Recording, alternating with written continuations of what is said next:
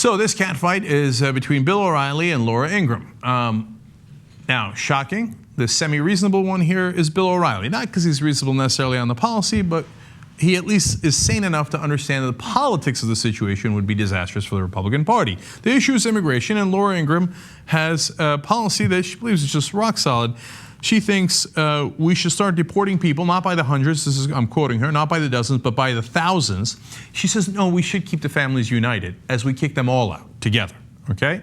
And then she says that we should block visas to any countries that does not repatriate their citizens immediately. She says that we should end birthright citizenship, which is in the Constitution, because she says that now they're having anchor babies.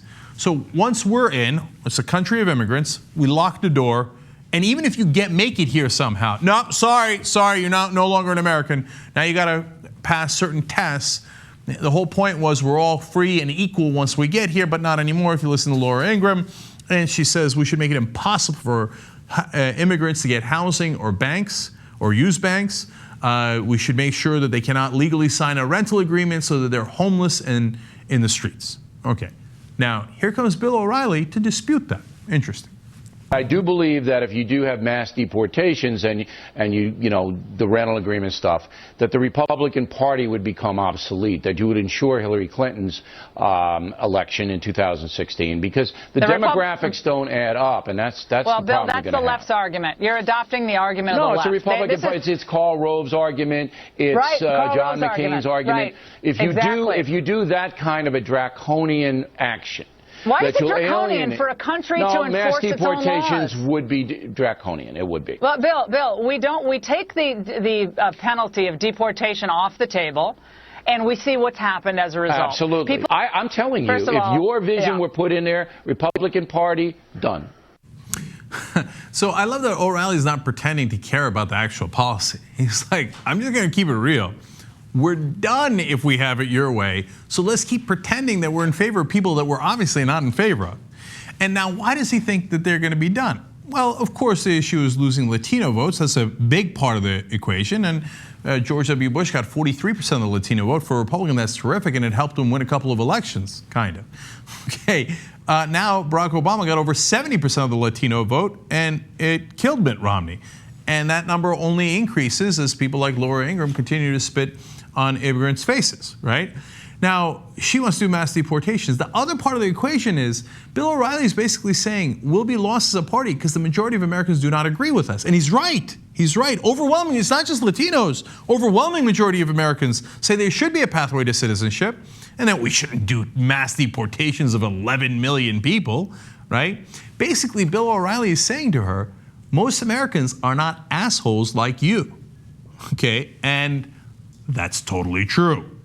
Rare that O'Reilly says something totally true.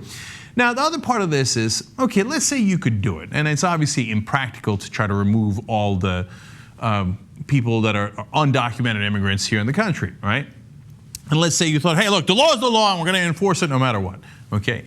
But we need them. So we've done many stories here on the show where it's usually states in the South decide, that's it, we're kicking out all the undocumented immigrants. And they do. It's actually fairly easy to do it when you, I mean, on a small level, right? On a micro level. On the macro level, it's very hard. But if you want to go into a specific town and just do some raids, where do you find them? Where they're working, right? Because they've been brought in by the companies to work for cheaper than an American citizen would, right? Partly because American citizens don't take those jobs. Now, people don't believe that. So what they do is, in those particular areas, they kick them out, and then they sit around waiting for the Americans to take the jobs. And here's what happens. And then they panic and change the law and bring the immigrants back. The meatpacking factories without any workers. You know what happens? The whole town's going to shut down. This town is centered around the meatpacking area, right? It needs that industry. And so they're like, the undocumented immigrants, the ones that were dirty and diseased and stuff. Anyway, sorry about that. Can we get you guys back? Why do you think they're here? Because of the jobs. If you wanted to end the problem, you could end it by going after the employers. But we're never going to go after the employers because the employers run this country.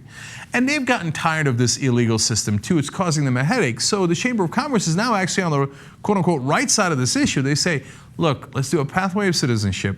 the draconian, if you ask me, bill that the Senate agreed to, Democrats agreed to this, is 14 years before you can get citizenship. That's literally twice as long as indentured servitude, okay? And even that wasn't long enough for Republicans. But Chamber of Commerce is like, come on, I want the cheap labor. I want it guaranteed for 14 years. Let's get this thing done already. But people like Laura Ingraham, no, Karl Rove is wrong. And he's not, Karl Rove's not Republican enough. John McCain's not Republican enough. Bill O'Reilly's not Republican enough. No. The answer is more draconian laws. Only white people allowed. Wait, did I say that out loud? I mean, only current Americans allowed, yes. And bottom line is, you can't do it. Business interests don't want you to do it. The country would have massive economic problems if you did it. And the bottom line is, Americans are not as cold-hearted as you, as Laura Ingraham. Laura, you got to get that through your thick skull, but you're never going to. You think everybody's as mean and evil as you are, because that's how you grew up, and you think that, well, that's my perspective. So I guess, isn't everybody as evil and mean as I am? And don't they hate people as much as I do? And the answer is no. Even Bill O'Reilly doesn't hate people as much as you do. If that doesn't get you to look at yourself in the mirror and rethink your ideas, I don't know what will.